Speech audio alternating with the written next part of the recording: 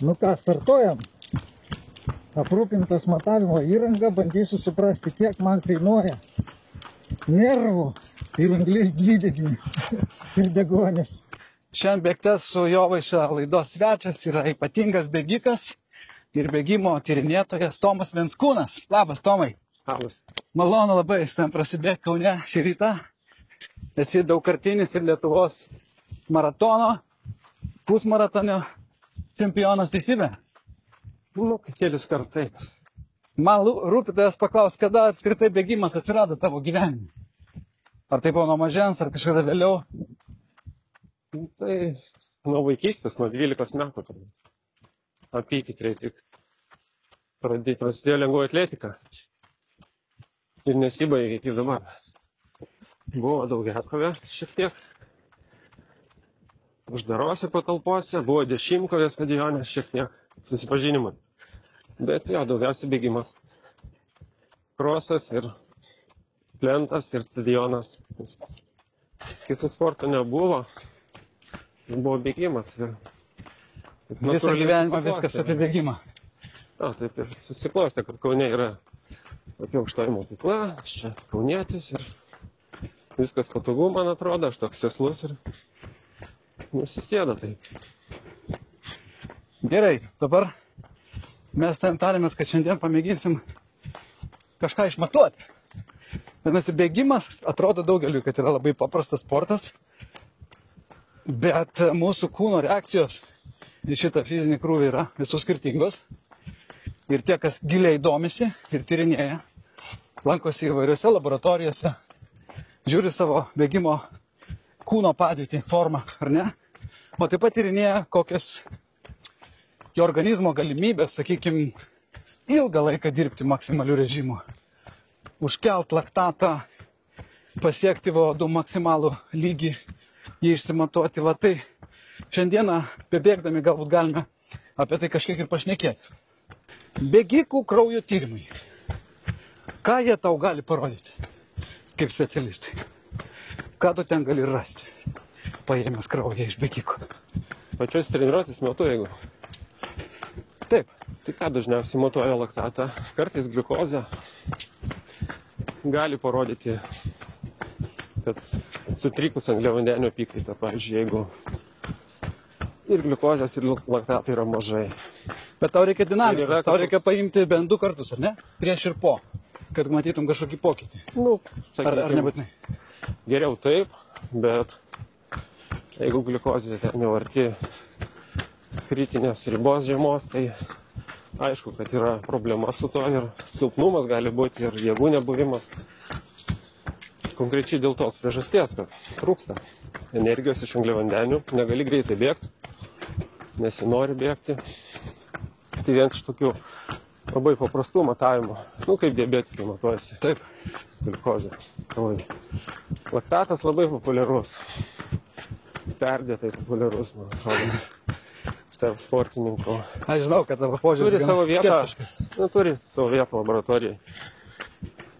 Testavimo metu, ypač nustatant, pavyzdžiui, ar pastangos buvo pakankamai didelės, įvertinant, ar testas kokybiškai atliktas, nustatant tos laktato profilius, kreivę, kaip keičiasi dėl treniruočių, pavyzdžiui, aukštikalnių, ar karščio sąlygom, kaip forma kinta. Taip.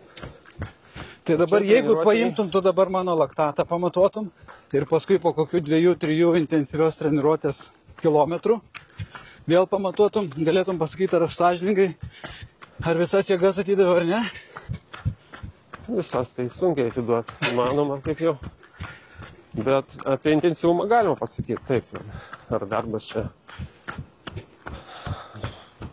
viršina ten kažkokią tai zoną, ar yra toksai gan komfortiškas ir gali būti tęsiamas ilgai. Priklauso nuo daug ko, aišku, nuo mitybos, nuo sportininko lygio.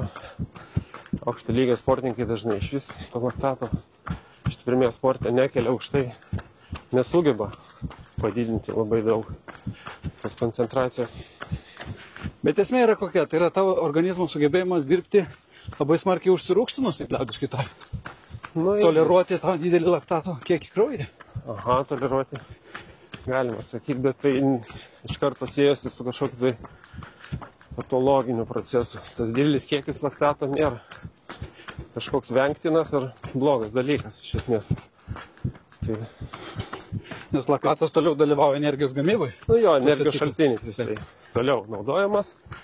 Rodo, pavyzdžiui, galbūt, kad organizmas dirba ne taip ekonomiškai, kadangi gliukozę skaidant į laktatą daugiau išeina energijos į tą skaidimą negu į mechaninį darbą. Tai į laktato mažai, gali tikėtis, kad darbas ekonomiškesnis ir ilgiau užteks angliavandenių atsargų. Jeigu bėgi aukštų laktatų kraujyje, gali tikėtis, kad išnaudosi angliavandenius per anksti, sakykime, maratone ir bus problemų pabaigoje. Na, dėl to maitinasi, kaupia glikogeną prieš varžybas, sportininkai prasoja, susidėlioja režimą mitybinį, siekia papildyti išoriškai varžybų metu ir prieš startą užsikrauti. Kepenyse, raumenyse, pusryčiai dėl to valgomi dažniausiai prieš ilgą bėgimą.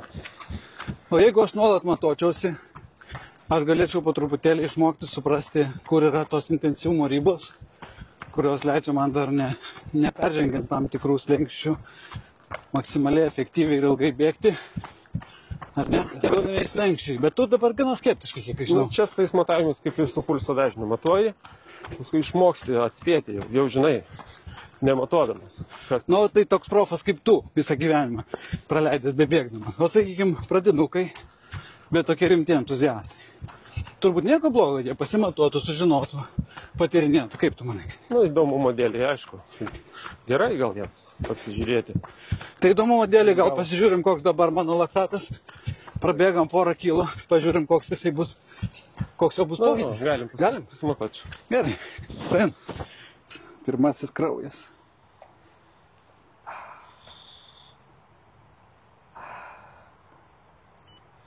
Taip greitai. Jo, Palaikom. Ir bėgikis. 2. 2.0. Vadovėlinis.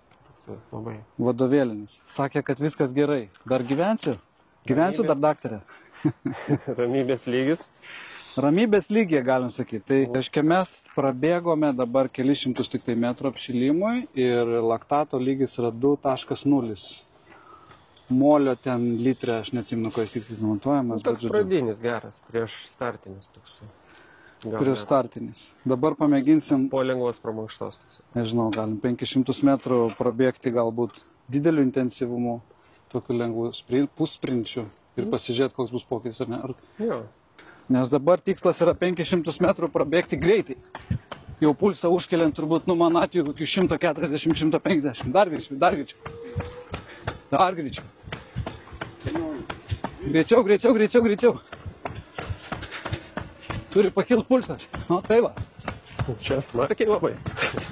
Nu, pažiūrėsim, kas bus. Viskas dėl to laktato. Pažiūrėsim. Kaip tu prognozuoji, kiek jis galėtų pakilti dabar? O tai 500 metrų prabėgus. Virš 10. Iki 10? Virš.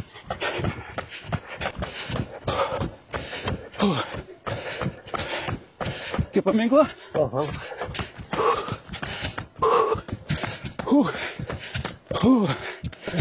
Gerai, čia sustom.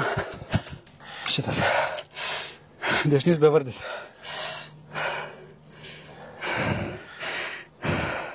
Dar duoda. Neužkrešėjo dar.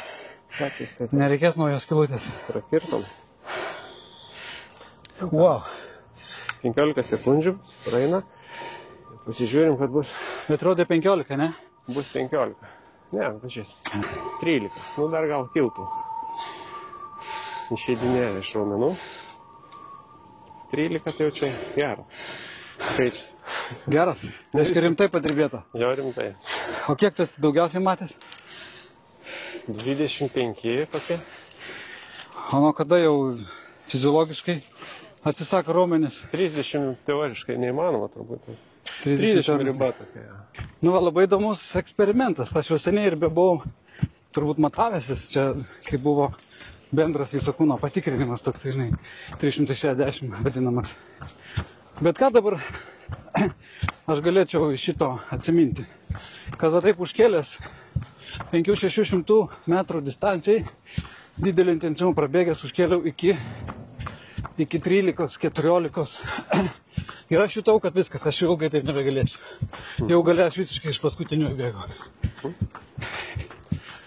Tai mano, jeigu, sakykim, kelčiau iki 10, 9, būtų irgi panašus jausmas, ar turėčiau laikytis kažkokios lenkščio, norint ilgą laiką bėgti. Tai čia vat žaidimas treniruočių nuo tikslų priklauso. Dažniausiai daro keletą, keliolika tokių atgreitėjimų.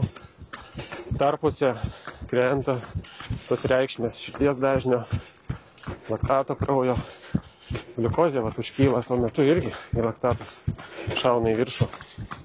Atsigavimo metu krenta ir dažniausiai ne iki pradinio lygio, ne iki to prieš pirmą bėgimą, bet pusiaukelį kažkur. Ir toliau vėl kitas bėgimas, pusės kilometro ar kilometro, vėl aukštyn. Ir tokia dantyta kreivė gaunasi. Gali lipti aukštyn, gali vienodam lygį svyruoti. Priklauso, kas norima ir užsikelto laktatą aukštai galima. Ir organizmas, aišku, į tai reaguoja. Jisai jaučia, kad raumenyse deguonies trūksta. Mitochondrijom labai geras signalas, kad prašom dirbti daugiau. Yra hipoksija ir jums reikia kažką daryti, nes tas raumo greičiausiai dar turės tokį krūvį kažkada, jeigu ne šiandien, tai už kelių dienų, už savaitės ir panašiai. Toks principas raumens treniravimo, raumenų treniravimo, to pačiu širdies raumens treniravimo. Duoti tam tikrą krūvį, kuris šiek tiek didesnis negu įprasta. Jo, išvesti iš tos pusiausvyros, kaip pradžioj lėtai bėgom, tai sakykime, pagal tą vieną rodiklį ramybės lygis. Širdis dažnis padidėjęs, pavyzdžiui, kraujotaka intensyvesnė, bet tas metabolinis stresas, tas laktatas, vienas iš metabolitų, medžiagų apykaitos produktas, angliavandenių skaidymo bei deguonies produktas, laktatas, ramybės lygiai. Tai to signalo tuo metu organizmas negauna, jis nefiksuoja, nesiadaptuoja tam. Kai išsikeli tą laktatą, tai yra ženklas, toks kaip signalinė molekulė, iš dalies irgi yra, kad kažką reikės padaryti, išmokti tą laktatą tvarkyti. Kuris dingsta visur. Su šlapimu, su prakaitu pasišalina, inkstai valgo, kepenyse virsta gliukozė ir taip toliau. Patys raumenys naudoja kaip energiją, širdis jį naudoja kaip energiją ir taip toliau. Žodžiu, mokosi organizmus tą energiją laktato pavidalu irgi suvartoti, sunaudoti. Tai pavyzdys tik tai, pavyzdžiui, toks pavyzdys kaip treniruotėse ar kaip moksle galima kažkokį rodikliuką pasiemus žaisti su to. O tau yra tekę tyrinėti daug rimtų bėgikų, ultramaratonininkų ir sprintuotojų, teisybė? Daug, tai daugiau negu 5. Tai daug jau. Daug. Man vis neduoda ramybės klausimas. Visi, kurie turi fizinio lavinimo tikslų, ar sportinio, ar tiesiog entuziazmo, jie karts nuo karto susiduria su tokia problema, kad tu lavini savo kūną, raumenis, duodama šiek tiek didesnį krūvį, tikėdamas, kad įvyks adaptacijos. Bet kartais tu persistengi ir vieną gražią dieną gauni signalą, tai patempimas, tai netgi lūžis stresinis. Kaip nepasiekti tos pavojingos ribos? Ar yra koks nors mokslinis sprendimas? Tai teorinis mokslinis gal būtų, bet tuos praktikus sulaikyti nuo šitų dalykų, mūsų ultrabėgikus, kad jie negautų traumų, tai neįmanoma turbūt. Jeigu jie pusmetį, metus jaus, kad nieko neskauda, tai jie galvos, kad per mažai treniruojasi. Tada užsikelia krūvis. Jo, tai profai, aš suprantu, jie iš viso jų tolerancija skausmui kažkokia tai nesuvokiama yra. Jie ten gali parom bėgti ir kai man surūkė, sakė, tai ten tik po 12 valandos jau tikras skausmas prasideda. Bet netgi paprasti žmonės, aš pavyzdžiui, nuolat kažką prisidirbu. Tai petys, tai alkūnė. Ir taip jau atrodo viską protingai darai, ten apšilimus, žinai, visus kondicionimus. Ir vis tiek pokšt ir pareina kažkoks lėtinis skausmas ar uždegimas. Ar yra kažkokios priemonės, kurios tau leistų nustatyti, nežinau, praskanuot dabartinį tavo kūną ir pasakyti, kur galimai rausvos zonos? Su tais skenavimas tai čia sunkus atvejis. Dažnai mato, kad yra pažeidimai, gan smarkus. Sportininkas nieko nejaučia, nieko nesiskundžia, arba priešingai. Tas pats kineziterapeutai šneka, radiologai, nieko nemato, o jam blogai. Jam ten veržia, tempia, plėšia. Ir va ta diagnostika tokia abejotina labai. Aišku, jeigu jam ten skylės kaulas, tai matosi ir tai, bet ir be to tyrimo matosi, kad atsitiko stresinis lūžis ar kažkas. Jo, ta tolerancija skausmui, tai vienas Kaune garsus bėgikas yra, kur sako, koks čia skausmas, jeigu gali bėgti, reiškia neskauda. Ir viskas. Jo. Koks čia skausmas? Kažkas gal jaučiasi, bet tai ką? Tai Aidas irgi panašiai.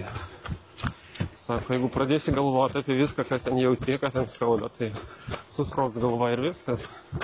Baigsis. Nereik per daug ten užsiimti. Vat man įdomu tavo požiūris kaip ekspertų ir profesionalų į tos žmonės, kurie savo išsikelia nesuvokiamo masto iššūkius, apibėgti visą pasaulį beprotiško dydžio. Nu, įdomus. Jo, bet ar su sveikata čia turbūt nieko bendro neturi. Čia daugiau žmogaus kažkokie psichologiniai, nežinau, ieškojimų išraiška, negalėjimo kitaip rasti vidinę ramybę, kaip Forestas Gampas. Nu, kaip neturi sveikata, jeigu silpnas sveikatos žmogelis tokių minčių net turbūt nekiltų, tai turi jie sveikatos daug. Ar jie gadina tą sveikatą? Tai aš sakyčiau, kad ne. Jie toleruoja tos krūvius, jeigu jie sugeba kasdien bėgti po 80 km, tai jeigu jisai gadintųsi, jisai sustotų po pirmos dienos ar savaitės. Bet žinai, anksčiau ir vėliau, žiūrėk, ir sustoja, pavyzdžiui, dabar Aleksandras Sorokinas negali dalyvauti 100 km čempionate. Jo, bet ar čia sveikata, klausimas. Nu, stresinis Gavus lūžis. traumą, darant saulutę, pavyzdžiui, ar čia sveikatos sugadinimas, nu toks nuotykis. Nu, bet matai, vat, nuo tos mano saulutės, kur aš susivariau blauzdą, tai skirtumas yra, čia pokšt ir staiga aštriai, tu žinai tą momentą, kada tu padarai nesąmonę arba klaidą kažkokią, tai neteisingai atlikai judesį. O tie stresiniai lūžiai jie susikaupia, neįvertinant, kiek krūvio tavo organizmas gali saugiai toleruoti. Ir kažkur tai tu peržengta, susikaupia ir pokšt vieną gražią dieną. Ar ne? Nu taip, kažkas išsivysto laipsniškai, ten ta stresinė reakcija kaulų. Kiek tau pačiam yra tokių tekę patirti? Ne, aš tai neturėjęs. Pavyko išvengti? Na, jau, paauglystėje gal ten būdavo tokių jutimų, kad nuo kietos dangos, kai kaulų plokštelės dar tas nesuaugę, tai ten daug kam būna tie antkaulio uždegimai, tai kažkas ten panašaus yra į tokius paviršinius stresinius kaulų pakenkimus. Bet blogai tas, kad kai gauna tokią rimtą traumą, iškrenta treniruočių labai daug. Ir va tas galim labiau sakyti, kad čia yra blogai sveikatai. Nejudėt, kai negali judėt. Nu, jie bando kažkaip kitais būdais, žinai, plaukimas, dviratis. Jo, bet papildomai tas grūzina. Nes negali daryti, ką nori. Ir negali judėti pakankamai. Iš vis dažnai. Tai gaunasi psichologinė tokia įtampa didelė, nesveikata tokia ir tie visi rizikos veiksniai, rodikliai, kurie liktai neaktualūs sportininkam, kurie daug sportuoja, daug juda, bet irgi keičiasi į blogą pusę. Grįžkim dar truputį prie tyrimų ir testų įvairių. Kitas labai įdomus, tai būdas sužinoti, kiek energijos tau kainuoja sportas, ne? Nebūtinai bėgimas. Ir tai jūs atliekat naudodami tokią kaukę. Taip, iškvepiamą orą analizuoja, tai pagrindinis metodas yra populiariausias. Ir Kiek Lietuvoje tokių kaukių yra, kur galėtų žmonės, kuriems tikrai rūpi, pavyzdžiui, kad laikrodis sako, tu nubėgai maratoną, sudeginai 3000 kalorijų. Sakai, iš kur jisai žino? Jeigu tiksliai žinot, reikėtų bėgti tą maratoną su šitą kaukę, ne? Ir tada tiksliai žinosi, kiek tu iškūrenai energijos. Ar ir tai dar čia paklaida, nes tu dar kažkiek išprakaituoji? Maratono būtų problemiška. Baterijos neužtenka. Visą. Panašiai gal ten.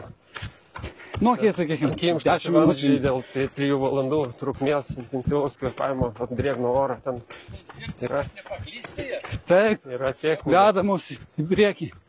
Tokių techninių niuansų yra, bet jo, teoriškai ten galim padaryti turbūt ir padaroma, kad gali analizuoti, niekas nenorėtų subėgti to kaukę visą maratoną. Galėsim pabandyti. Galėsim pabandyti.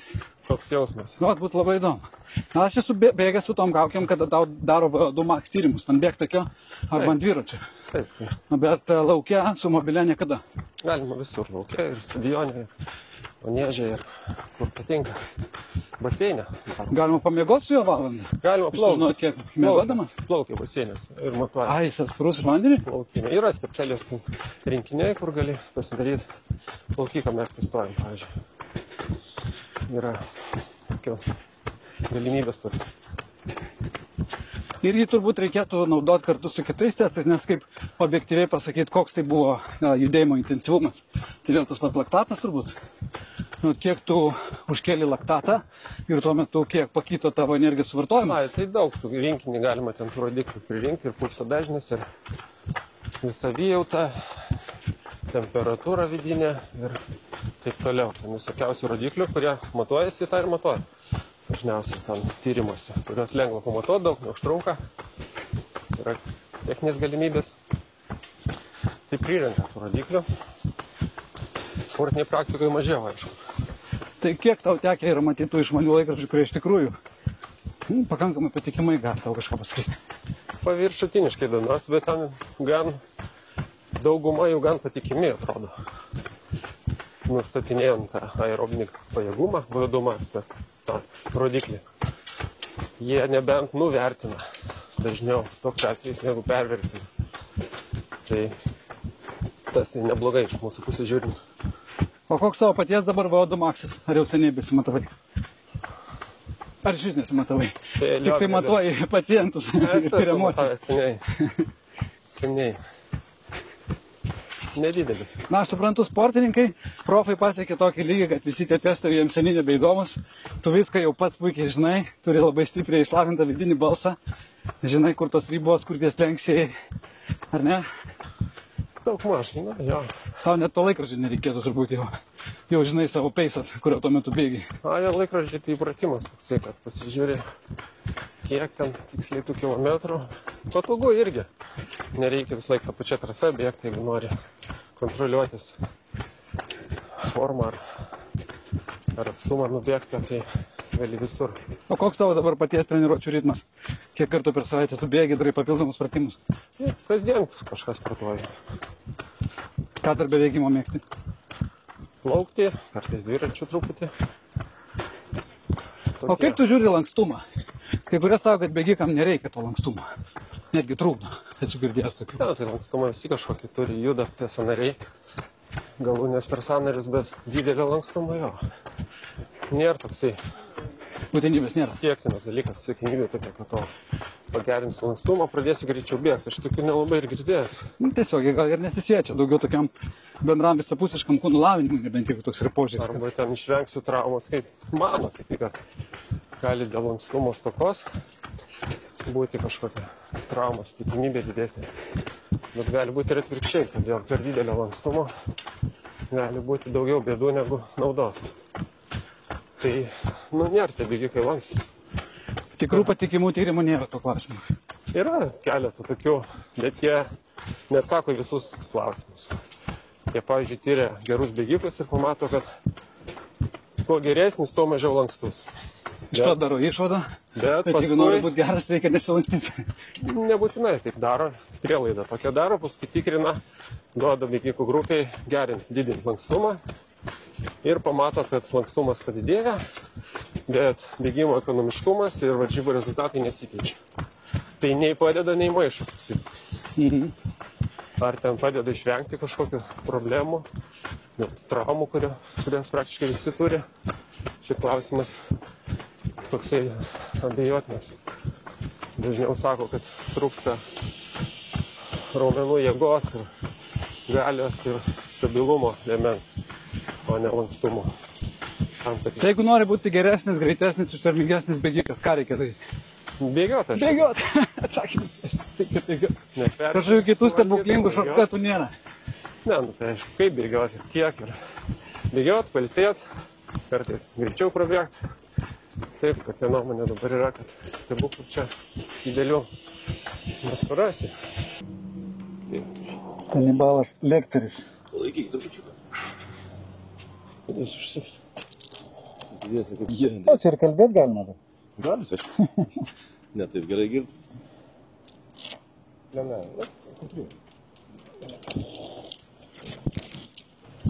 Bet sakyk, Tomai, tokį aparatą galėtų panaudoti ir kitų sportų atstovai. Kad ir pavyzdžiui, kultūristai, kurie nori labai tiksliai žinoti, kiek jie gauna kalorijų ir kiek jie išleidžia, savo tos balansus skaičiuoti, norėdami išsisausinti, ir taip toliau, ir taip toliau. Tai būtent matom kultūristų, pavyzdžiui, ramybės medžiagų apykaitą. Nes jinai pagrindą sudaro paros, kiek energijos tau kainuoja pragyventi dieną, labiausiai lemia, kiek tu ramybei, miegodamas, sėdėdamas, gulėdamas naudoji. Tas pats ir bėgime. Tai tu man sakyk, iš tavo patirties, mano, sakykime, 50 metų vyriškis, mėgstantis pasportuoti, sveriantis 80 kg, ramybės būsenai, kai aš drybsiu ant sofutės arba miegu, kiek aš iškurinu? Kiek kalorijų? Taip. Per valandą? Per valandą. 100. Tik tai? Mažiau dar. Aha. Taip, taupus organizmas yra. Teisingai, tai sakytum, 2400 kalorijų, nieko nedarant, vien tik tai sukuriant. Maksimum čia jo. Sakytume, 80 kg žmogui, 2000 per parą, ramybės tas, ligoninėje gulint, nevaikštant. Taip. Nežiūrint labai ugningų serialų, kurie sukelia adrenaliną ir pulsą. Jo, seselės per daug nesidairant, ten ir gulint ramiai, į lubas tik. O dabar, pavyzdžiui, kai mes čia risnuojam kokį 9-10 km per valandą, kaip manai, kiek aš suvartoju iš akies? Per valandą? Taip. 500-600 kilokalorijų reiškia beveik 10 kartų daugiau, 8 kartus 10 kartų daugiau. Užsikelia metabolizmas, medžiagų apykaita. Žodžiu, metais matuojama ramybėj 1 metas, vaikštant ten iki 5, nu ir lėtai bėgant jau čia iki 10. O sprintuojant iš visų jėgų? Nu jau ten gali 20? 10, jo. 10. Nes ten į skolą eina paskui, tas degonės skola ir gaunasi, kad trumpai tu gali, bet tą visą valandą negalėti dirbti, kad tiek iš tikrųjų išeikvotum. Tai ten valandos maksimumas gali būti 1500, tokių jau gerų aktyvių žmonių arba didelių žmonių. Nu ir ten jau labai galingų, kurie Vilniui bėgs maratoną, pirmi per valandą gali būti priklausomai nuo kūno masės, 1500 ir daugiau. Kiekvieną valandą. Tai tas 2 valandas, jie gali 3000 išdeginti. Nu, kartais man laikrodis taip ir rodo po maratono, 2500. Sveikinam, tu sukuriamai 2500 kalorijų. Tai kažkur pagal bendras statistinės lentelės ir orientuojasi turbūt. Taip. O tau yra tekę sutikti žmonių, kurie ženkliai mažiau ramybės būseną iškūrena. Ir jie paskui sako, aš nieko nevalgau, tai vis tiek svoris nekrenta. Nes jie ten beveik nieko nekainuoja jiems palaikyti gyvybę. Tai čia tas užburtas ratas, ydingas ratas, tai stengiasi sumažinti su maistu gaunamą energiją. Organizmas tai supranta labai greitai ir muša viską žemyn, visą tą energijos eikvojimą. Tas, kas švaisto energiją, jisai užslopina. Tai žmogus vangus, jisai ramybėj mažai naudoja, jis nenori daug įdėti. Ir tada gali nukristi iki kiek, tai mažiausiai matas, nežinau, 50 gali būti. Tai aišku gali, tai tie, kurie lengvi žmogeliai, mažai sveria, mažai raumenų, ten visai mažai tos energijos eikvoja ramybėj paskui. Tai čia nėra toksai geras kelias siekiant labai save apsiriboti ir sureguliuoti savo kūno svorį arba viršsvorį tą sumažinti labai smarkiai, užsukant su maistu gaunamos energijos kiekį. Tas labai gali pakenkti iš tikrųjų sveikatai net ir sporte, kur žmonės mažinasi apimtis ir kūno dalių. O su amžiaus kaip kinta? 60-70 metų. Gali šiek tiek lėtėti, bet tas lėtėjimas pirmiausiai dėl to, kad raumenų masė mažėja, liesa kūno masė nyksta. O kas daugiausiai mūsų kūne suvalgo? Smegenys turbūt?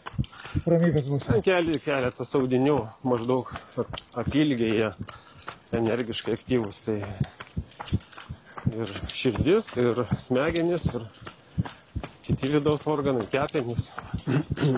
Raumenys daug suvalgo, bet jų yra labai daug pagal kitus organus audinius. Tai dėl to gerai, kad raumenys ne tik ramybė valgo, bet ir sportuojant daug energijos valgo. Ir siekimybė treniruotėse yra daugeliu žmonių, kuo daugiau tos energijos išdeginti. Kad paskui mažiau suvalgyto maisto atsidėtų į tą riebalinį sluoksnį. Kad padarytų tą disbalansą šiek tiek, energijos trūkumą, deficitą su sportuojant. Sporte gaunasi priešingai. Kuo tu daugiau sportuoji, tuo tu mažiau energijos eikvoji bėgdamas kilometrą. Tai tau teko matuoti ir tos mūsų ultrabėgikus, ar ne? Ir Sorokiną turbūt, ir Ardzijauską. Taip. Tai bėgdami savo kreiseriniu greičiu, kiek jie sukūrena? Arba ekonomiškai, arba labai ypatingai ekonomiškai ten yra. Ir viena iš tų prielaidų sėkmingo dalyvavimo paros bėgimuose, aišku, yra ekonomiškumas.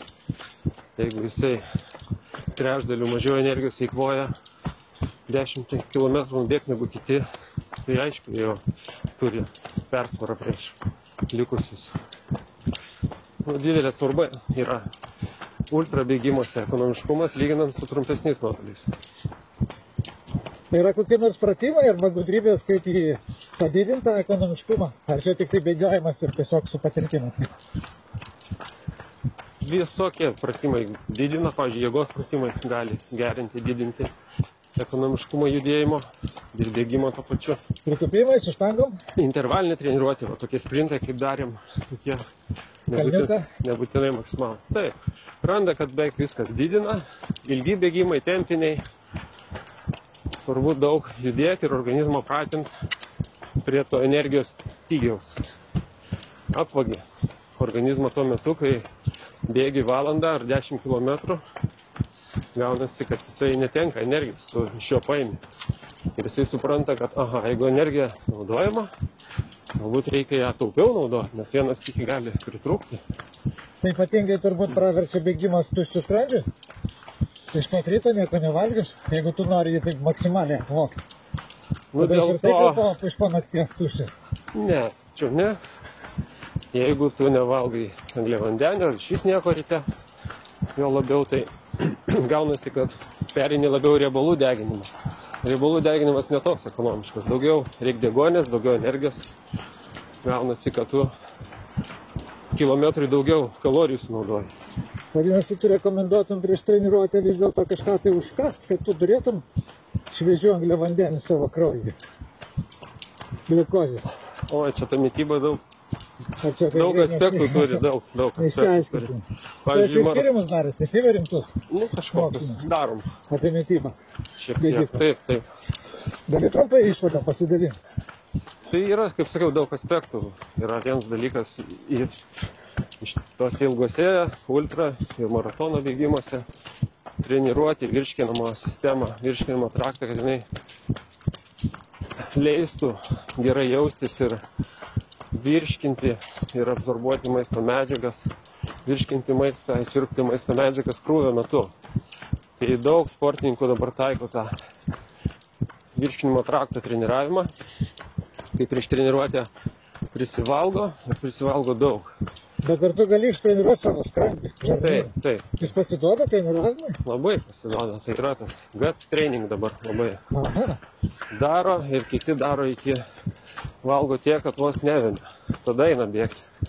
Yes. Tai tie ultra bėgikai yra įdomus. Jie kartais čia ne Lietuvoje, bet jie daro taip, kad nieko tokio, kad ir išsivėmi kelis kartus treniruoti.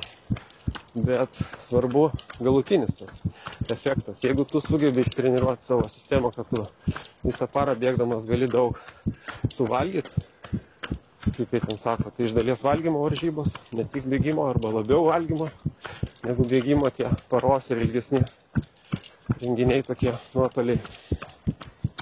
Tai labai gerai yra, jeigu tu išmoksta toleruoti. Net maratono bėgime, kaip sako, viena iš prielaidų aukšto rezultatų yra gebėjimas dirbti didelį intensyvumu ir tuo metu sugebėjimas ne tik praryti tą skystą maistą, energiją, bet ir toleruoti. Purtant, bėgant dideliu greičiu, kilometrų greičiau negu 3 minutės, sugebėti įsiurbti tą visą. Nesuviduriuot, neišvemt, Bet čia neužspėti. turbūt mes tik tai apie skystą maistą kalbam. Ar įmanoma ir pizzą sukramtyti ir įsisavinti? Ir vinį nuryt galima, bet nedaro. Čia tie pakyrai jogai gal. Bet šiaip optimizuoja tą geliukai arba užgeria arba. Ką tu pats labiausiai mėgsti? Aš, pavyzdžiui, atradęs betulės esu kaip savo maisto šaltinį. Bėgant, Taip, nieko aš nevalgau. visiškai.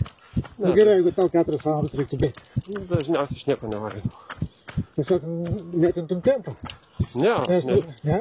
Nu, turiu menį treniruoti. Man tai, kaip mane klausia, tai gerk vandenį.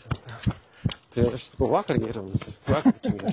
O tai per maratonus, kuriuos tu laimėjai, pusmaratonus. Tai tu varai ir nieko nevalgai. Esu negeris net bėgęs. Nevalgęs ir negeris. Ir beje, ryte turbūt net nevalgęs. Don't try this at home, kaip sakoma. Ir mane stebina, kad gaunasi taip gan prieštaringai. Nelabai jaučiu skirtumą, esu ir taip bandęs. Efekto aš nelabai mačiau savo.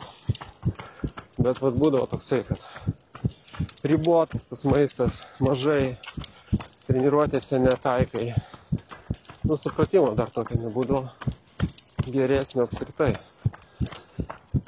Tokių patarimų praktinių, kad va, išbandyk treniruotėse, užkrauk save, apsunkink tą žarnyną. Tai tiesiog pasidarai varžybom būdavo ir išsibandai kažką, pasižiūri, ką rodo laikrodis finiše ir galvoji, nu kokia nesąmonė. Tas pats, kas praeitas ir nieko nevalgys. Neįtikėtina. Aš turbūt nesu sutikęs dar tokio žmogaus, kuris 4 valandas bėgti nevalgė. 4 aš nebėgdavau maratoną, bet treniruotė ir subėgęs 4 ir būdavo. Bet tai kaipgi sakoma, tas glikogenas tavo kraujo, jo atsargos ten, nežinau, per 40 minučių visiškai. Ne, raumenyse, gal ne per 40, gal per valandą 40, jeigu greit bėgi.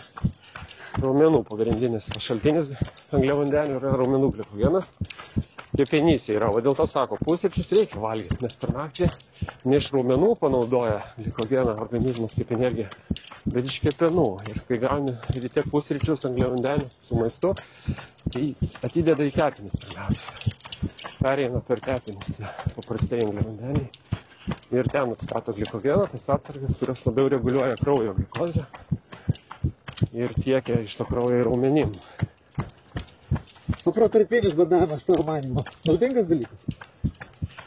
Tai aš savo tą mintį galiu pasakyti, kad tie, kurie bėga 4 valandas nevalgę arba 2 valandas nevalgę, jie pasidaro 1 arba 2 dienų protarpinį badavimą per tą trumpą treniruotę pagal kalorijų skaičių.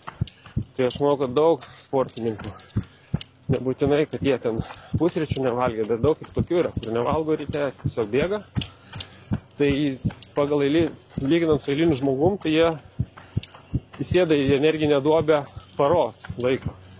Kiti, aš, sako, šiandien iškrovos diena, visą dieną nevalgiau.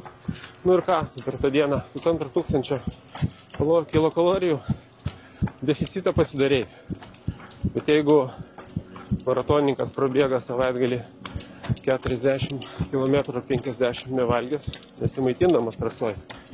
Tai jisai didesnį, tą deficitą pasidaro per tą vienkartinę treniruotę. Net nebūtinai paskui po treniruotės prisilaikyti, gali iš karto ryt. Jau gali būti, kad sureaguoja organizmas į tą protarpinį ir adaptuojasi. Nu ir vėl, ekonomiškumas, taupimas tos energijos, kas eiliniam žmogui yra blogai, nes jeigu tu mažiau švaistai, daugiau kaupi iš maisto ir sunkiau atsikratyti to antsvorio. O jūs tyrinėjat, kiek po to dar valandų organizmas padidintų intensyvumo kūrena energiją? Bandėm čia prieš daug metų. Čia žolinę darydom tokius intensyvius bėgimus po varžybų. Matuodom sportininkus. Matuodom kitą dieną ryte. Neatrodė, kad būtų pakilusi ta energijos apykaita jų po pusmaratonio, po maratono bėgimo. Iškart žinoma, į normalią. Atsistato jo, kitą rytą jau jisai vartoja praktiškai ramybėj tiek pat Tai energijos. kitą rytą aš tikiu, bet sakykim, dar tokį pusdienį po Taip, to taip. intensyvus krūvio jau dar turėtų laikytis iš padidėti. Tai yra tas nustatytas, mes patys ir nežiūrim, bet žinom, kad tas egzistuoja. Jaučiasi va ta šiluma, kad tu lyg tai taip pačiu aplinkoj esi, tik pat apsirengęs, bet tau šilčiau. Dažnai būna karščiau. Taip. Ypač jeigu tai vėsesnė diena ir kur nors patalpoje, tai tas labai jaučiasi. Kitaip tariant, sportas ir bėgimas yra jėga. Tokia išvada galima daryti. Ir visiems labai rekomenduoju. Ne visiems patinka, kad tie ištvermės sportininkai ilgai gyvena, bet taip ką darysi. Taip jau nustatyta. Kažkodėl, kad jie sugeba irgi ištveria visokius gyvenimo peripetijas visokius. Nu ką, kiek mes kokius 2 kilus nušutinam? 2. Gerai, nubėgom 2 kilometrus ir pasižiūrėsime, kiek tai kainavo anglies dvideginio ir degonės. Ne, tiksliau, kiek kainavo degonės, kiek aš suvartau degonės. Labiausiai Ir tai pagal yra degonį. Jo, Matuojama, skaičiuojant, kiek aš iškvėpiau anglies dvideginio.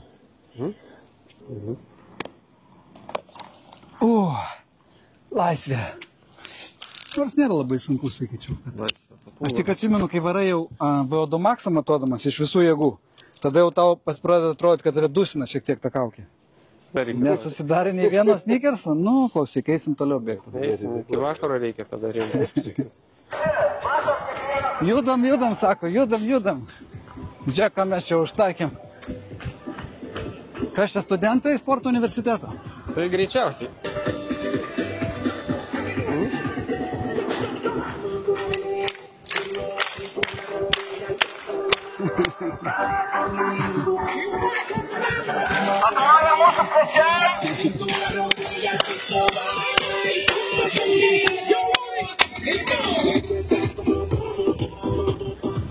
Kiek čia jų daug? Čia pirmą kursą vien tik tai, ar visi susirinko? O, greičiausiai. Pirmo kurso. Ne taip ir daug dar. Nu va dabar labai įdomu būtų aptarti, ką mes gavome iš tos kaukės. Aš sužinojau, kad vidutiniškai minutei iškvėpavau 2,27 litro. Sunaudo deguonies. Jo. Čia oras ar deguonis jau paimtas, tik tai deguonis. Čia deguonis, įsisavinamas per minutę tiek, tokį intensyvumą. Tai čia toks gana ekonomiškas bėgimas, teisingai? Jo, ekonomiškas, dėl to pirmiausiai sakyčiau, kad lėtai labai judam, dėl to ekonomiškai tą energiją naudojam. Tai būtų ne tik privalumas, kad daugiau kilometrų nubėgti, treniruoti, norint daugiau išeikvoti energijos, bet ir šiek tiek greičiau bėgti, nevengti. Nebūtinai ten, kaip kiti galvoja, bet kuo lėčiau, to geriau. Galima šiek tiek sparčiau, norint daugiau į tą minusą įeiti. Toksai vidutinis ekonomiškumas, tokiam greičiui, tai čia nėra pasipatingai. O kitas visiems suprantamas mato vienetas, tai yra kilokalorijų kiekis per valandą. Taip. Tai mes išskaičiavom, kad tai yra 681 kilokalorija. Jeigu aš būčiau visą valandą bėgęs tokiu tempu, ne, nes mes bėgom 13 minučių. Taip. Tuos 2 kilometrus. Tai 681. Nu ką, lyginant su to ramybės būsenos 100, tai beveik 7 kartus padidėja, ar ne, suvartojimas. Taip, čia dar dešinė. Nu taip. Ne taip mažai. Toks Bet labai įdomus ir geras reiktų intensyvumas. nusipirkti tokį daiktą. Visiems, kas rimtai domisi savo kūno rengybą, tai nepamainomas dalykas. Pulso matoklis, laktato, gliukozės, deguonies suvartojimą. Kiek toks aparatas kainuoja? Viską, kas 10 įmanoma. tūkstančių kokį? Ne, tik daugiau specialiai- kainuoja. daugiau? 50 turbūt. Wow. Bet tai čia juokais apie tą pirkimą, aišku. O rimtam entuziastui kaip galima rasti, ar yra teikiama tokia paslauga kokiai nors laboratorijai, čia Kaune arba Vilniuje, žinai? Tai manau, kad visi, kas naudoja tos aparatus, tai ir gali suteikti paslaugas tokias. Moksliniais tikslais, aišku, mes užsiemam ir nagrinėjom tos dalykus, kas gerina, kas tą ekonomiškumą, kas lemia judėjimo ekonomiškumą, nebūtinai bėgimo. Nu, žodžiu, energetika. Ta tokia. Ne bioenergetika, bet energetika. Fizinio krūvio metu. Kas vyksta, kiek riebalų oksiduojama, kas keičiasi, kai raumenys pažydžiami, kas vyksta karštyje, dehidravus ar kitom sąlygom, kaip lemia batai bėgimo, šiuolaikiniai tie batai, super batai, kiek jie gali pridėti konkrečiam sportininkui. Ir tokius tyrimus atliekat? Tokius tyrimus atlieka pasaulyje daug visai dabar, ne tik ant bėgtakio, bet ir realiom sąlygom, stadione pavyzdžiui. Ir labai yra individualu, tas įdomu. Vieniems daug duoda rezultatai, taupo tą energiją, kitiems nieko, tretiems blogina. Jiems neparanku netgi tos avėti šiuolaikinės pasirodo. O kaip tu žiūri bėgimo basomis iš viso? Barefoot running? Nu ką, smagus dalykas, ypač smėlių prie jūros, aš tai labai mėgstu. Mėgsti? Aha. Aš irgi mėgstu. Žalytės ant smėlio. Bet jau maratoną nebėgtum turbūt. Ant greičio. Batsas. Kaip kai kurie Tai keliai. man užtenka vat smėlių, ten gerą pusvalandį jau nutrinti būna. Ir padai Padai nutrinti, šiek tiek. bauzdos dega, vis tiek kitaip raumenys dirba. Adaptuojantis, aišku, įmanoma bėga, tai taip basiegi ir Lietuvoje bėga, visą maratoną prabėga. Prisitaiko oda irgi, atsiranda tas sluoksnis raginis. Bet šiaip čia buvo bumas didelis bėgimo basomis ir paskui jis nuslovo. Kiek žinau, netgi ieškinių krūvą gavos, tai Jį nuslopino. Balansai net atsisakė. Man atrodo, kad jį galėjo nuslopinti batų gamintojai, Nu, nes juos užmėtė ieškiniais, kaip aš supratau ten. šitą bumą. Nes kai kurie gamina, žinai, tos, kur imituoja taus, be jokio paminkštinimo, zero drop ir panašiai. Aha. Bet netgi tą jie sustabdė. Nu jo, čia biznis yra biznis, tai faktas. Jeigu visi bėgios basy, tai niekam nebereikės kėdų. O tai ne visiems patiktų. Atvėjai, ekolas, taip? Taip. Nu ką, Tomai, labai tau dėkoju už paskirtą laiką. Buvo nepaprastai įdomus prasibėgimas su visokiausiais testais, tyrimais, analizėm. Manau, kad tikrai daug sužinojau, atsišviežinau ir visiems noriu palinkėti žiūrėti į bėgimą atsakingai ir pažinti save ir savo kūną, jo reakcijas. Šiandien su mumis buvo Tomas Venckūnas, daugkartinis bėgimo čempionas, Lietuvos maratono, pusmaratonių sporto universiteto mokslų daktaras, profesorius. Tomas Venckūnas, dar kartą ačiū Tomai. Dėkui tau, iki pasimatymo. Ačiū visiems, kad žiūrėjot. Iki kitų kartų.